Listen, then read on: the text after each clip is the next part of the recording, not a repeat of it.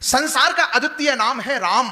वाह, इस काल में राम नाम लेना चाहिए, संतों ने कहा है, और मैं 10 मिनट सिर्फ राम नाम लूंगा। क्या बात है। संसार का मंत्र जो अद्वितीय नाम राम, जैसा नाम संसार की किसी भी अन्य भाषा में भी निर्मित नहीं हुआ। केवल हिंदी की बात नहीं है, अन्य भाषा में भी दूसरा संसार में कोई शब्द निर्मित नहीं हुआ जिसकी आवृत्ति बदलने पर सोनू भैया जिसका अर्थ और भाव दोनों बदल जाता हो। एक बार कहो राम तो संबोधन है, 2 बार कहो राम राम तो अभिवादन है, 3 बार किसी घटना पर निकल जाए राम राम राम तो संवेदना है विजय भैया, बार बार कहो तो संकीर्तन है, कहते रहो तो साधना है, साधना की निरंतरता हो जाए तो सिद्धि है, और राम नाम की सिद्धि मिल जाए तो इस जिंदगी की सार्थकता है। अभी भी तालियां कम रह गई तो फिर कह रहा हूं, प्रातः हुई तो राम राम, प्रातः हुई भारत के प्रभात का प्रथम स्वर है राम राम, उत्साह है बड़ा जय श्री राम, उमंग आ गई जय जय श्री राम, उमंग आ गई जय जय श्री राम, और लज्जा आ गई हाय राम, कष्ट आ गया हे राम, दर्द हुआ ओ राम, कुछ मिल गया तो राम की कृपा, कुछ छिन गया तो राम की इच्छा, और जीवन पूरा हो गया तो राम नाम सत्य। ये राम से राम की यात्रा है जिसमें हमारा और आपका प्रणाम हो।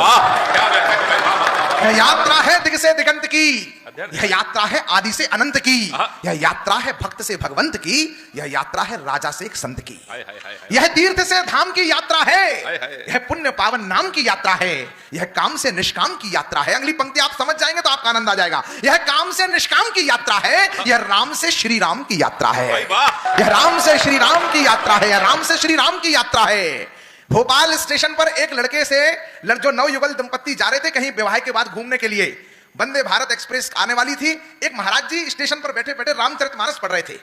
तो पार्षद जी उन्होंने पूछ लिया, बच्चे वो लड़के ने, विवाह के बाद थोड़ा आदमी ऐसे लगता है, विवाह के बाद एक साइकोलॉजी है मनुष्य की, जिसकी नई नई शादी हुई हो उसको ऐसे लगता है कि इस सृष्टि में मुझसे पहले किसी का विवाह हुआ नहीं था और मेरे बाद किसी का होगा नहीं, वो अपने आप को एक्स्ट्राऑर्डिनरी समझता है। तो उसने महाराज जी से विनोद कर लिया, बोले महाराज जी ये कितनी बार पढ़ी है, क्या कौन सी कहानी पढ़ रहा हो? बोले रामचरितमानस पढ़ रहा हूं। बोले कितनी बार पढ़ी है? बोले 184 बार पढ़ी है। बोले ऐसा क्या लिखा है इसमें कि 184 बार पढ़ ली? बाबा ने कहा कि ऐसा तो बेटा हमें कुछ पता नहीं कि क्या लिखा है, पर क्या नहीं लिखा है ये भी नहीं पता। बात आई गई हो गई, थोड़ी देर बाद वंदे भारत आई, मैं चढ़ गया, मेरा सामान भाई साहब, वो महाराज जी चढ़े, वो भाई साहब चढ़े, भाई साहब की 3 अटैचियां थी वो चढ़ी और अन्य सवारी चढ़ी। इतने में गेट बंद हो गया, भाभी ना चढ़ सकी। तो वो घबरा गए, जो हनीमून पे जा रहा हो उसकी पत्नी स्टेशन छूट जाए, व्याकुलता समझो आप।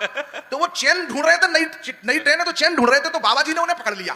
बोले बेटा तुम मुझसे पूछ रहे थे कि इस कहानी में क्या लिखा है, इस पोथी में, तुमने ये पोथी बेटा पढ़ी होती तो तुम्हारी पत्नी स्टेशन पे ना छूटती। अब आपकी तालियां महाराज जी के जवाब पर आए। उन्होंने कहा महाराज जी ऐसा क्या लिखा है उसमें? बोले इस कहानी में लिखा है, सिया चढ़ाए चढ़े रघुराई। हाय बरुआ सागर वालों, आप कितने प्यारे हो। पहले सिया जी को चढ़ाया जाता है, फिर राम जी चढ़ते हैं। मत पूछना, एक बच्चे ने पूछा था क्या है इस कथा में, मत पूछना, 90 सेकंड की राम कथा सुनाता हूं। ये तो साक्षात मंसल माता का दरबार है, यहाँ तो बड़ी बड़ी भागवत राम कथाएं आप बड़े सब लोग मिलकर कराते हैं, लेकिन मैं 90 सेकंड की राम कथा सुनाता हूं आपको, जिसके लिए मेरी पहचान है और इसमें मेरी नहीं है। सो सब तब प्रताप रघुराई, नाथ न कछु मोरी प्रभुताई। राम जी से प्रार्थना करी थी कि युवान पीढ़ी 9 दिन कहां सुन पाएगी आपकी कहानी कथा को, इसको कुछ छोटा करके मुझे सामर्थ्य दो। सच में मैंने भगवान से 1 वर्ष तक मांगा, तब प्रभु ने झोली में कुछ एक कविताएं पंक्तियां डाली। तो मैं बस वो कहता हूं बच्चों से, युवाओं से, कॉलेजेस में जा रहा हूं, आजकल उड़ीसा में 5 दिन के लिए जा रहा हूं, और सबसे कह रहा हूं कि वाल्मीकि, तुलसी और कम्मन की वाणी में सारा सार समाहित है सरयू के पानी में। सतयुग से कलयुग तक समस्याएं भिन्न, किंतु सबका हल मिलेगा तुम्हें राम की कहानी में। सबका हल मिलेगा तुम्हें राम की कहानी में। आप लोग चिंतित हैं, तमाम लोग चिंतित हैं, जनसंख्या असंतुलन हो रहा है, आगे भविष्य क्या होगा। 1-2 बच्चे पाकिस्तान के थे, अभी भोपाल में बड़ा कार्यक्रम हुआ था कोई, तो उसमें आए थे वो कराची से, भोपाल स्टेशन पर चर्चा कर रहे थे कि हमारी संख्या इतनी हो गई, इतनी हो गई, इतनी और यहां हो जाए तो बस काम बन जाए। मैंने कहा बेटा इतिहास की 3 घटनाएं याद कर लेना, मैं वहीं था। मैंने कहा 3 घटनाएं याद करना। बाबा तुलसी से अकबर ने कहा था कि तुम हमारे दरबार के मनसबदार बन जाओ। बाबा ने एक दोहा सुनाया था, हम चाकर रघुवीर के लिखो पटो दरबार, तुलसी अब का होंगे नर के मनसबदार। तो बाबा को गिरफ्तार कर लिया, कौन छुड़वाता उस समय, कोई नहीं था, फिर भी बाबा छूटे।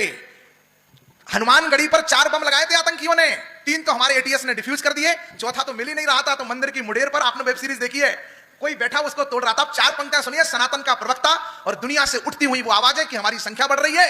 तो मैंने कहा कि रहने वाले गिरी कंदरा के अंदर भी लड़ जाते हैं, आतुर होकर ये धरती और अंबर भी लड़ जाते हैं।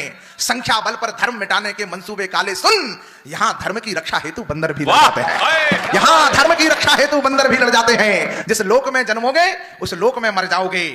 जिस सागर से हम तुम्हें बूंद या कतरा नहीं सिंधु समझते हैं, अर्ध कटा मयंक नहीं, पूर्ण हिंदू समझते हैं। वाह। उनसे डरो जो तुम्हें गैर समझते हो।